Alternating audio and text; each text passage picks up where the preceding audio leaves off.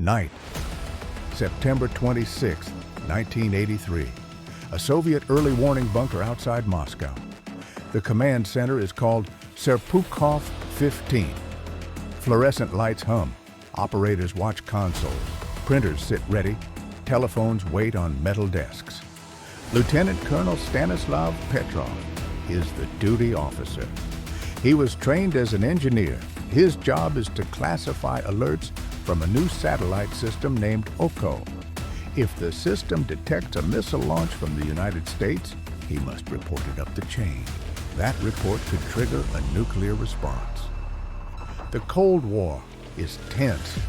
Only weeks earlier, a Soviet fighter shot down Korean Airlines Flight 007. NATO is preparing large exercises in Europe. The United States has deployed new Pershing missiles with short flight times. Both sides fear surprise attack. Both sides rehearse what to do if the alarms sound. Shortly after midnight, a siren fires. A red word flashes on a screen: launch. The satellite reports a single American missile rising from the continental United States. The computer shows its trajectory. The room tightens. Petrov must decide if this is real or false. Procedure is clear. Assume the worst. Report immediately. Petrov does not rush. He asks questions. Does this pattern match a real first strike? Would a real attack start with one missile? Why is ground radar still quiet? He tells his team to check again. The system repeats. It shows a second missile, then a third, then a fourth and a fifth. 5 missiles now on the board. The software classifies the threat as high confidence. The siren continues. Operators look to Petrov. They know the clock is running. Flight time from the United States to the Soviet Union is measured in minutes. Petrov thinks through doctrine. A first strike meant to blind or decapitate would use hundreds of missiles, not 5. 5 looks strange. He checks the ground radar status again. There is no corroboration. He knows the satellite is new. He knows sensors can be fooled. He also knows that if he is wrong, millions could die. He makes his call. He classifies the alert as a false alarm. He tells his superiors that the system is mistaken. He chooses to wait. The room holds its breath. Minutes pass. No missiles arrive. Ground radar never sees anything. The alert ends. The bunker exhales. Later, investigations find a technical cause. The satellite caught sunlight reflected off high-altitude clouds. The geometry was rare. The reflections aligned with the sensor in a way that looked like the heat plume of a missile launch. The software misread the pattern. The system flagged a threat that was not there. Petrov did not follow the checklist. The checklist said report and escalate. He used judgment. He explained his reasoning in his incident log. He noted the unusual pattern. He noted the lack of radar confirmation. He wrote that a real first strike would not be so small. He did not become a hero in the Soviet system. He was questioned about his paperwork. He received no medal. He left the military soon after. For years, the story remained hidden. Details emerged only after the Cold War ended. Journalists and historians found documents and witnesses. The picture became clear. A single decision by one officer prevented a possible chain of events that could have led to nuclear war. To understand why this night mattered, you need context. The early warning network had 2 parts. Space-based satellites watched for heat from launches. Ground-based radar watched for objects over the horizon. The satellite system was designed to give minutes of extra warning. It was powerful, but young and vulnerable to edge cases. The ground radars were mature, but could not see beyond the curve of the Earth until missiles rose high enough. The best practice required both to agree before leaders acted. That redundancy failed that night. The satellite said, launch. The radar said no. Petrov sided with physics and doctrine. You also need the human side. Petrov had trained to trust data.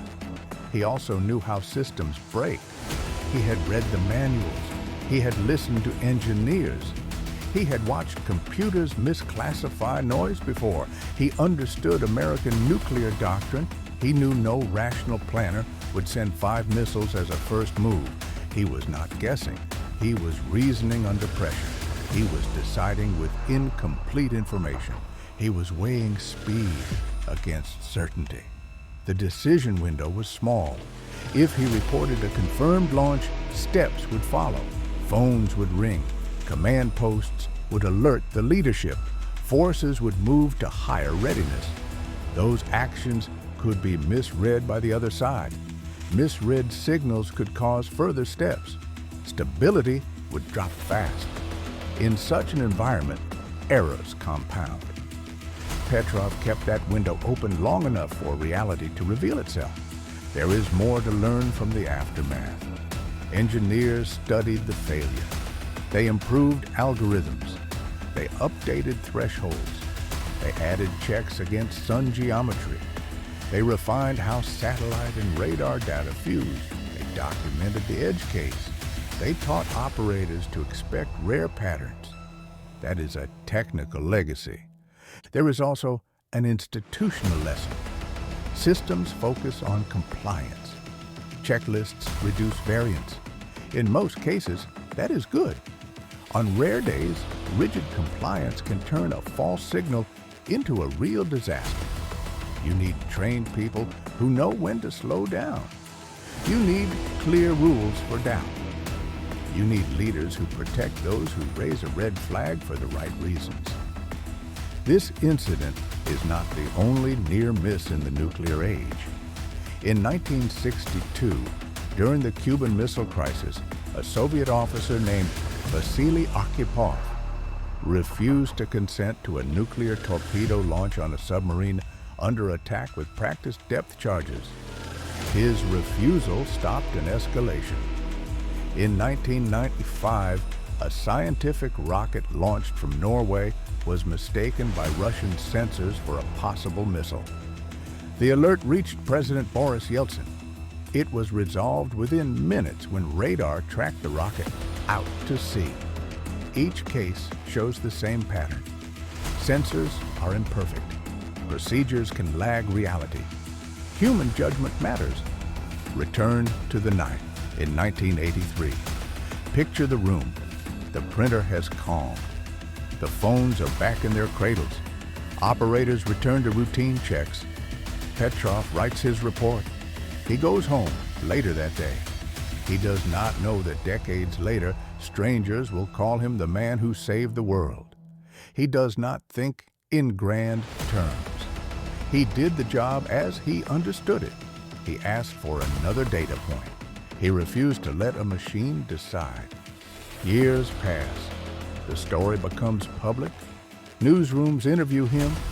He receives awards from civic groups and international organizations. He appears in documentaries. He gives modest answers. He says he was not a hero. He says he was the right person in the right place at the right time. He says he had a good crew. He says he just did not want to make a mistake. What should you take from this? First, technology fails in ways designers do not expect. Build checks that compare different types of data: satellites and radars, sensors and human reports. Second, write doctrine that discourages hasty escalation on a single source. Require confirmation. Third, train for rare events. Show operators strange patterns in simulators. Teach them to ask if a scenario makes sense. Fourth, protect dissent that is grounded in evidence. People will hesitate to challenge a system if punishment is the norm. You can also apply this beyond nuclear systems: aviation, medicine, finance, cybersecurity. Anywhere alarms can misfire. Ask if the scenario makes sense. Seek independent confirmation. Slow down when a decision is irreversible. Reward accurate skepticism. Audit failures without blame where possible. Fix processes, not just people. Petrov died in 2017. He lived a quiet life near Moscow. His legacy lives in lessons for engineers and commanders. His choice shows the value of judgment under pressure. It shows the role of design that respects human reasoning. It shows the cost of blind trust in early versions of complex systems. Imagine the alternate path. Petrov treats the alert as confirmed. Phones ring up the chain. Forces posture. The United States notices rapid changes in Soviet readiness. The risk of miscalculation rises. Leaders on both sides face time pressure. In that path, the odds of catastrophe climb. That path did not happen. It did not happen because one person paused and asked for a second source. The story also shows how history can hinge on small details. Cloud cover over the American Midwest, the angle of a satellite sensor, the timing of a computer check, a duty roster that placed a particular officer on shift. No single factor decides outcomes. The chain matters. You can make chains stronger with better design and better culture. Take a final look at the key moments: a siren, a flashing word, 5 reported missiles, no radar confirmation, a decision to wait, silence, no impact, a system error found and fixed, a man who refused to be a rubber stamp. This is not a legend, it is a documented event. It is supported by declassified files, interviews, and technical analysis. It is a case study in decision-making under uncertainty. It is a warning about overconfidence in complex systems. It is proof that one careful choice can steer the world away from disaster. You live with complex systems every day. Do not fear them. Understand them. Respect their limits. Ask for corroboration. Recognize when speed kills. Celebrate those who keep their head when alarms scream. Build teams and tools that expect doubt and verify claims. That is how you honor the lesson from the night